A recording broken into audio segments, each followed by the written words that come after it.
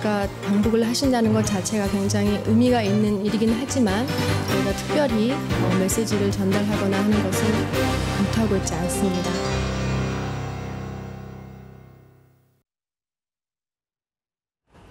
네, 영상으로 보셨듯이 이호 여사가 3년 7개월 만에 다시 북한을 찾게 됩니다. 이번 평양 방문 같은 경우에는 김정은 위원장의 초청으로 이루어진 것이어서 더욱더 주목되고 있는데요. 이호 여사와 김정은과의 면담이 과연 성사될 수 있을 것인가 관심이 쏠리고 있습니다. 북한대학원 대학교의 양무진 교수 그리고 국가안보전략연구원의 이수석 통일전략연구실장 나오셨는데요. 이번 이호 여사의 방북에 대한 이야기들 짚어보도록 하겠습니다. 네, 어서 오세요. 네, 안녕하세요. 안녕하십니까. 네, 이제 벌써 내일입니다. 3박 4일간의 일정으로 평양을 찾게 되는데요. 글쎄, 이 남북 관계 최근에 굉장히 좀 얼어있는 상황에서 방북이 이루어진 것이어서 더욱더 주목되고 있는 것 같습니다. 이번 방북 어떻게 좀 시점을 봐서는 어떻게 보십니까? 적절하다고 보시는지요? 예, 남북 관계가 경색된 지금 국면에서 이호 여사의 방북은 뭐 나름대로 의미가 있다고 생각됩니다. 비록 개인 자격이라고 하지만 한때는 그래도 영분이셨고 또 나름대로 남북한에서 이제 주목받는 그 인물이지 않습니까? 네. 그래서 우리 이호 여사께서 북한을 지금 이 시점에 가는 것은 뭐 큰 틀에서 남북 관계 개선에 나름대로 어떤 역할을 하지 않을까 그런 생각을 합니다. 또 한편으로는 지금 이제 8월인데 뭐 무더위에 지금 우리나라도 굉장히 찜통더위에 굉장히 더운데 북한도 현재는 약간 덥습니다. 그러나 북한의 날씨가 보면 9월, 10월에 가면 굉장히 갑자기 날씨가 쌀쌀해지면서 일교차가 굉장히 심합니다. 네. 저도 과거에 한 9월 말에 북한에 갔을 때 보면 밤에 너무 추워서 다닐 수가 없을 정도인데 네. 그래서 오히려 이호 여사 입장에서는 지금 이 시기에 이런 날씨에 오히려 북한을 가는 게 일교차가 심한 그런 날씨보다는 오히려 더 좋지 않을까 하는 생각도 들고 또 한편으로 북한이 10월부터는 당창건 이제 대회가 있는데 그 이전부터 오랫동안 북한이 뭐 군사 훈련도 할 것이고 여러 가지 군사 안보적인 그 차원의 행사가 있기 때문에 오히려 지금 시기가 더 남북관계 개선을 위해서는 더 좋지 않겠는가 하는 생각도 듭니다. 네, 시기적으로 적절하다 이렇게 보시는 시각이 있는 것 같습니다. 북한에서는 그런데 교수님, 그도 그럴 것이 얼마 전에 이호 여사 방북에 대해서 확실하게 정해진 건 아니다. 이렇게 언제든지 취소될 수 있는 것처럼 으름장을 놓지 않았겠습니까? 그런데 최종적으로 이렇게 합의한 배경에 대해서는 어떻게 보십니까? 그래서 이제 우리 이수석 박사께서 좋은 말씀했는데 사실은 좀 늦은 감이 있죠. 예. 왜냐하면 지난해 12월에 초청했는데 7개월 지나서 방북하는 것이죠. 또 그리고 이제 지금은 이제 이 6.15 공동행사가 무산되고 또 8.15 공동행사도 그 무산 위기상 아닙니까? 네. 이런 상황에서 이호 여사의 방북 발걸음은 좀 무거울 것이다. 저는 그렇게 생각되고 그러나 이제 방금 우리 앵커께서 말씀한 대로 이 이호 여사의 방북은 7월 중 방북했는데 북한이 이제 8월 초순에 했는데 아마 북한이 이렇게 8월 초순이라도 이호 여사의 방북을 수용한 것은 크게 세 가지 배경이 있다. 첫 번째로는 최고 지도자 약속은 반드시 지킨다. 다시 말해서 김정은 제1위원장이 지난해 12월 초청장을 보내기 때문에 네. 이 약속은 반드시 지킨다. 이 측면 하나 있고 두 번째로는 6.15 공동선언 이것은 반드시 이행한다. 의지를 보여주는 거겠죠. 왜냐하면 6.15 공동선언이라는 것은 김대중 대통령과 김정일 국방위원장 간의 합의사항 아니겠습니까? 이 사항에서 가지고 후대인 김정은 체제도로서 반드시 개정 발전시킨다. 이런 측면이 있고 마지막 세 번째로는 아마 박근혜 정부의 대북 정책 전환을 촉구하는 그런 의도가 있지 않을까. 이 세 가지로 요약해 볼 수 있습니다. 네, 이번 방북을 두고서도 글쎄 북한으로서도 여러 가지 좀 의미를 담고 있는 것 같습니다. 이번에 그 이호 여사를 수행하는 수행자들 명단을 좀 보면은 총 18명인데요. 그 면면에 대해서는 어떻게 보십니까? 그리고 당초에 좀 갈 것으로 예상이 됐던 인물들, 이를테면 새정치민주연합 박지원 의원 같은 부분은 좀 빠졌습니다. 왜 그랬을까요? 글쎄 아마 이 박지원 의원 또 임동원 그 전 장관, 네. 정세현 정장 이런 사람들이 빠진 것은 첫 1단계는 아마 김대중 평화센터 측에서 조정을 했지 않겠느냐 보여주고 여기서 조정 작업이 끝나면 2단계로서 이 평화센터 측과 정부와의 협의를 하겠죠. 예. 여기서 어느 정도 정해지면 마지막 3단계로 북측과 합의했는데 아마 이 세 사람이 빠진 것에 대해서는 아마 1단계인 김대중 평화센터 측의 조정에 의해서 그런 것이 아니겠냐, 저는 그걸 보여주고, 네. 또 거기서 이제 수행원의 면면을 보면은 백낙청 선생님이라든지 김성재 장관님이라든지 네. 상당히 훌륭한 분들입니다. 그런데 이분들은 남북관계 여기에 대해서 나름대로 경험이 있는 그런 전문가는 아닙니다. 오히려 북한은 상당히 안면을 중시하지요. 다시 말해서 최고 지도자와 만나는 사람들 상당히 중시합니다. 그렇다면은 아마 이번 방북단 구성에 있어가지고 이 밤낮으로 남북관계 발전을 위해서 북한과 대하고 이런 난도 했던 그 전직 박재규 통일부 장관이라든지 또는 임동원 특사라든지 또 그 이후에 합의상 이행을 위해서 논의했던 정세현 장관이나 이런 사람들은 남북관계 베테랑들입니다. 이분들이 좀 이번에 동행했다 하면은 아마 김정은 제1위원장을 설득하면서 또 박근혜 정부의 대북 정책을 나름대로 북한에 나름대로 이야기하면서 네. 남북관계 복원을 앞당기는데 좀 토대가 되지 않을까 그렇게 생각했는데 이분들이 빠져가지고 좀 아쉽다는 생각이 듭니다. 이호 여사가 이번에 평양을 가게 돼서 방북 기간 동안에 이제 3박 4일 동안인데 어떤 일정들을 좀 보내게 되는지를 보면은 사실 이제 보도를 통해서 저희도 잘 알고 있는 곳들입니다. 북한 최고의 산부인과라고 하는 평양 산원을 가게 되고 또 김정은 위원장이 굉장히 좀 많이 찾았던 애육원이라는 곳도 가게 된다고 하더라고요. 어떻게 좀 보고 계십니까? 네, 이호 여사는 그 어떤 정치적인 뭐 어떤 목적을 갖고 가는 것이 아니고 네. 인도주의적인 차원에서 또 김정은 제1위원장의 또 초청을 받고 개인 자격으로 가는 거기 때문에 당연히 네. 그 어떤 고아원, 애육원이라든가 산원 이런 데를 방문합니다. 보통 여성 지도자들이 방문할 때 그런 데를 많이 방문하죠. 어떤 정치적 차원의 군사안보 시설보다는 네. 우리나라도 보통 영부인들이 그런 데를 좀 방문하지 않습니까? 또 이호 여사는 생전에 또 그런 여성이라든가 또 아동 문제에 많은 관심을 가졌기 때문에 남북한의 어린이 문제라든가 또 북한 여성 문제에 대해서 관심을 가졌기 때문에 당연히 그런 곳은 방문할 수 있다고 봅니다. 네. 그런데 이제 북한이 이제 방문하는 곳은 굉장히 시설이 좋은 곳들입니다. 아마 이들 장소뿐만 아니라 창광 유치원이라든가 청소년 그 기념 궁전이라든가 청소년 체육 궁전이라든가 네. 아마 이런 굉장히 시설 좋은 데를 방문해서 예술 공연도 보여주고 아마 여러 가지 다채로운 그 문화 행사라든가 아마 체육 공연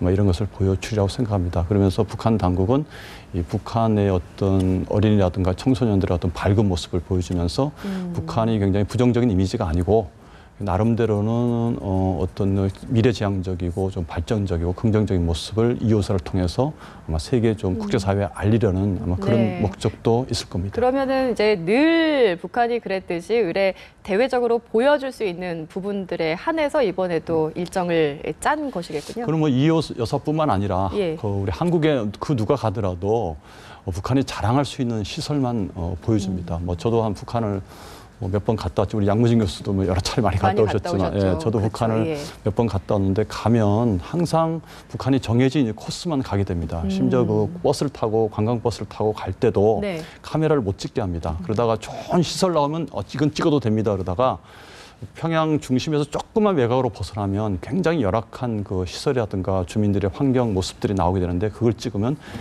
제지하고 카메라를 뺏기도 하는데 아마 이 여사의 방북 기간 내내 아마 돌아다니는 그런 이제 지역이라든가 장소는 북한에서 어떻게 본다면 선전용으로 잘 꾸며진 그것은 이 여사뿐만 아니라 아까 말씀드렸듯이 네. 한국의 어떤 그 누가 가더라도 자신의 치부를 드러내보고 싶지는 않을 겁니다. 외양산 관광 호텔도 역시 북한에서는 아주 시설이 잘 돼 있고 예. 그 산도 저는 이호 여사가 과연 그 산을 올라갈 수 있을까 그 고령이시라서 아마 외양산은 못 올라가고 그 주변에 경치 보고 아마 친선 박람 친선 전람 기념관이라고 있는데 네. 김일성 김정일이 그 집권 기간 동안에 전 세계 국가 수반들이라든가 유명 인사들로부터 받은 선물들을 몇만 점이 전시되어 있는 곳이 바로 묘양산에 있습니다. 아마 그 길을 구경시키려고 묘양산 호텔에 가지 않나 생각이 네. 듭니다. 그 묘양산은 이제 저희가 듣기로는 김정은 위원장도 좋아해서 거기 별장까지 있는 곳이다 이렇게 알려지고 있는데 가장 주목되는 부분이 이번에 두 사람이 과연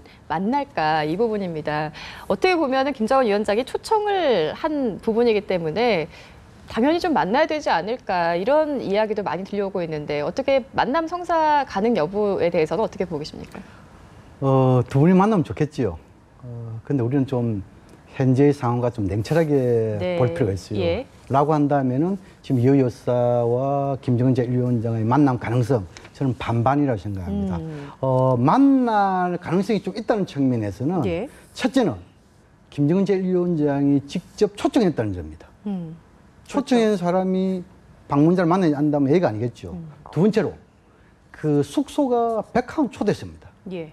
통상적으로 외국의 수반이라든지 중요한 사람이 백화원 초대소에서 숙박을 한다 하면은 최고 지도자를 만난 사례가 많습니다. 이 두 가지 측면에서 아마 만날 가능성이 있다 이렇게 네. 예상해 볼 수 있고 또 만나지 못할 가능성 이 부분에 대해서도 몇 가지 우리가 분석해 볼 수 있어요. 첫 번째로는 개인 차원의 방북이다.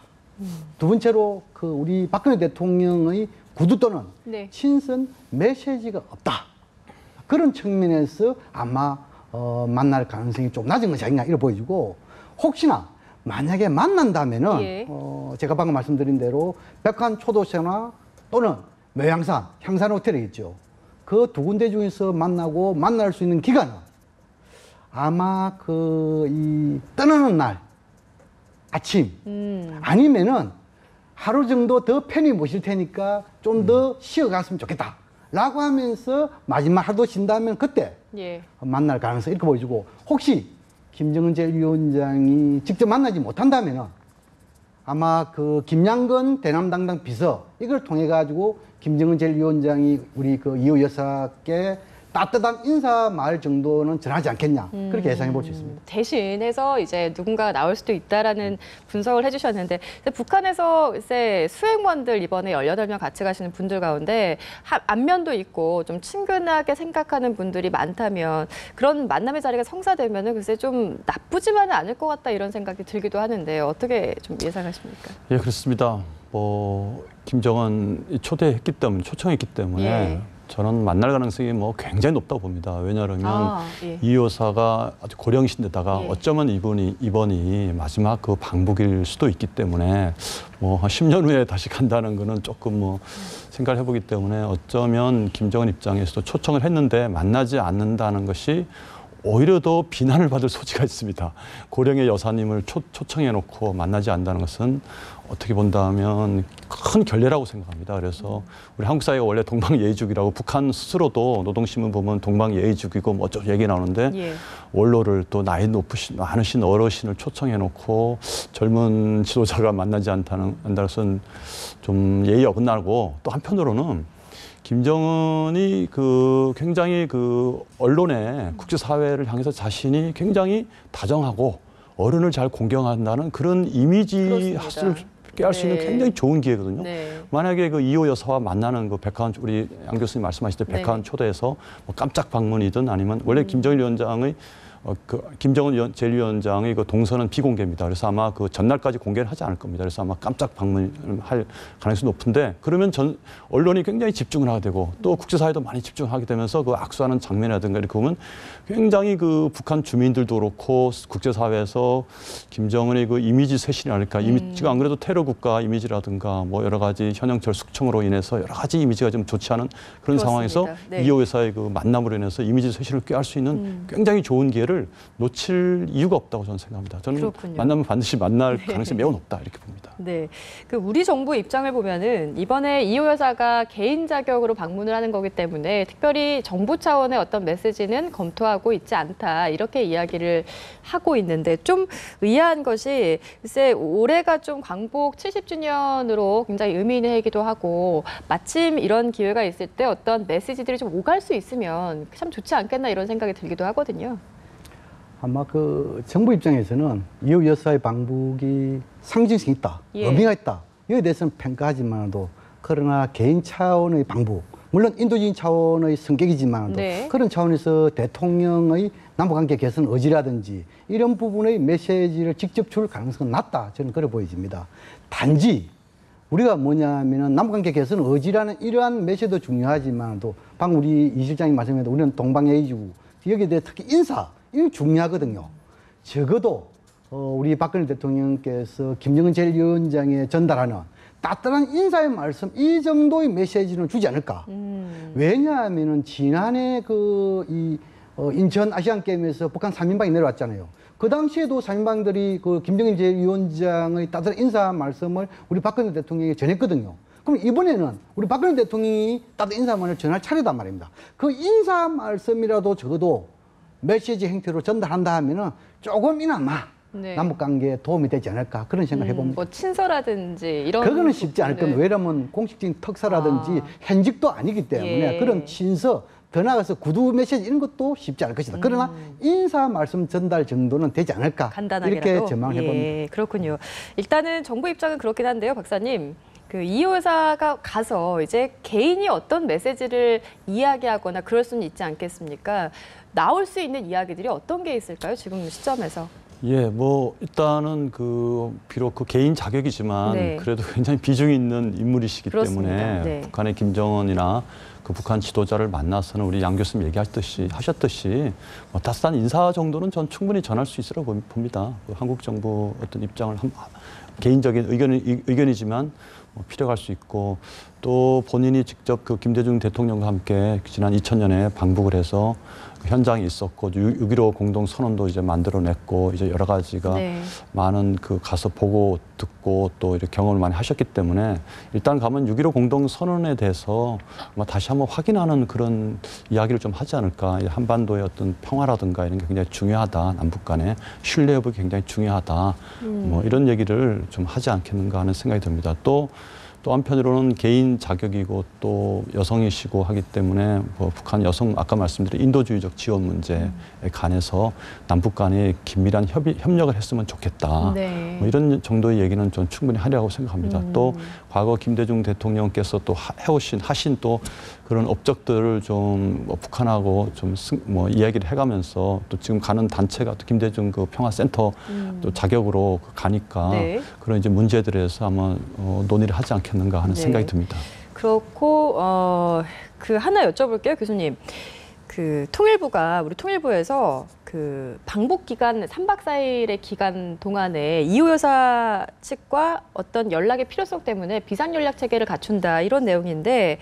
글쎄 의뢰 이렇게 방문이 성사되면은 이런 비상 연락 체계를 통해서 꾸준하게 연락을 유지하고 이런 시스템이 있습니까? 어떻게? 그렇습니다. 그 이호 여사께서 고령이기 때문에 아마 그 비상 연락 체계는 확실하게 수립할 것이다 저는 걸 보이고 네. 그 비상 연락 체계라는 것은 아마 그 김대중 평화센터 또 그리고 우리 통일부 교류협력국 중심의 통일부 또 그리고 그 방북단 북한에 가 있는 방북단 이 세 개의 체계는 확실하게 연락은 할 것이다 저는 보여지고 아마 이러한 연락 체계의 수단이랄까요? 수단은 국제전화 또 그리고 그 판문점 연락관 또 그리고 우리 이제 개성에서의 서해 통신선 있죠. 이 세 가지를 중심을 해가지고 연락 체계를 확실히 수립할 것이다. 저는 그렇게 생각합니다. 네, 기존에도 이제 다른 분들이라도 방북 시에는 의뢰 이런 시스템을 갖추고 연락을 꾸준하게 컨택을 하는 거죠. 당연하죠. 이 국가 정부라는 것은 국민의 생명과 재산을 보호하는 거 아니십니까?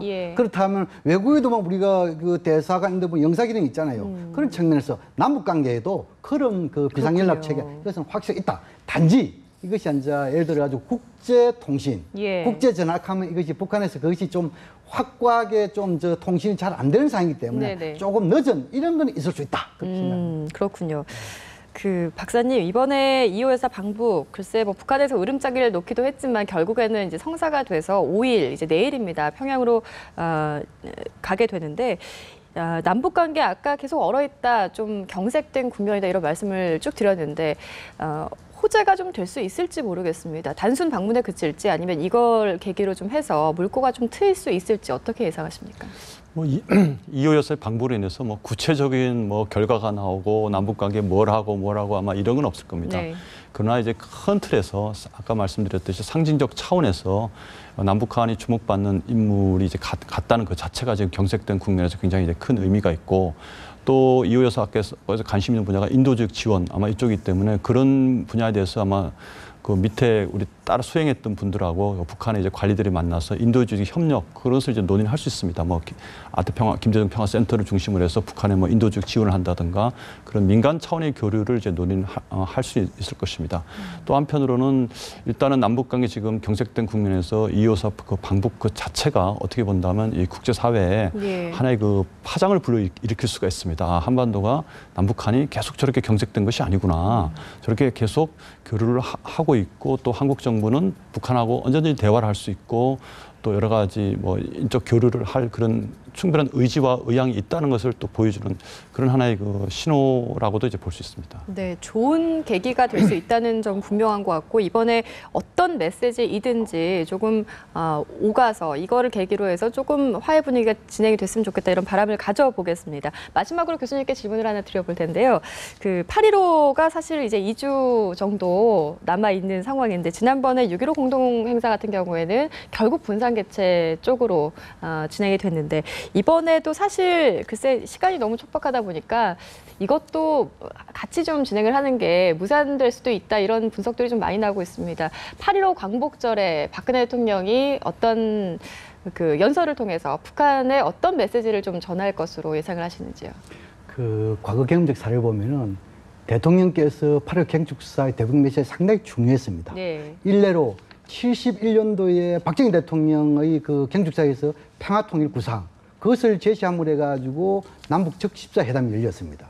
또 그리고 98년, 99년 김대중 대통령의 8.15 경축사 네. 이것이 2000년 남북 정상회담의 그 단초가 됐습니다. 그런 측면에서 아마 이번에 박근혜 대통령의 8.15 경축사에서 나름대로 남북 관계를 획기적으로 전환시킬 수 있는 대북 제안 제시가 있다면 지금의 그 경식 국민 이것을 대화 국민으로 전환시켰다. 그렇다면 전환시킬 수 있는 내용 이 측면에서 지금 문제는 남북 간의 모든 이슈에서 너무 입장 차이가 크고 이것은 실무회담으로 풀 수 있는 사안이 아닙니다. 네. 그렇다면 아마 이번에 박근혜 대통령께서 남북 정상회담 이것을 위한 특사 상호교환 방문 이것을 제안한다 하면 남북 관계 일거에 전환시키는 계기가 되지 않겠냐. 저는 그렇게 전망하는데 그러나 지금까지 움직임을 봤을 때 그러한 움직임이 전혀 보이지 않는다. 네. 그런 차원에서 아마 아까 저게 우리 그 이 실장님께서 그 북한의 10월 10일 당창건을 맞이해가지고 상당히 축포라든지 이런 것도 예상할 수 있고 특히 지금 이제 언론에 떠도는 것이 뭡니까? 10월 10일 전후로 해가지고 북한의 장거리 로켓 발사를 가능성이 도발이 있을 것이다. 그렇다면 결국 네. 뭡니까? 이 유엔 안보리 대북 제재가 강화되고 또 그런 북한 핵실을 막상한다면 올 연말 내년까지 한반도 긴장은 더욱더 고조될 수 있다. 이것을 예방하려면 박근혜 대통령 이번 경축사 정말 중요하다. 이것을 좀 강조하고 싶습니다. 네, 알겠습니다. 이렇게 해서 이제 2.25 여사 방북 그리고 최근의 북한 동향들 짚어봤습니다. 북한대학원 대학교 양무진 교수, 국가안보전략연구원의 이수석 박사와 함께했습니다. 오늘 고맙습니다.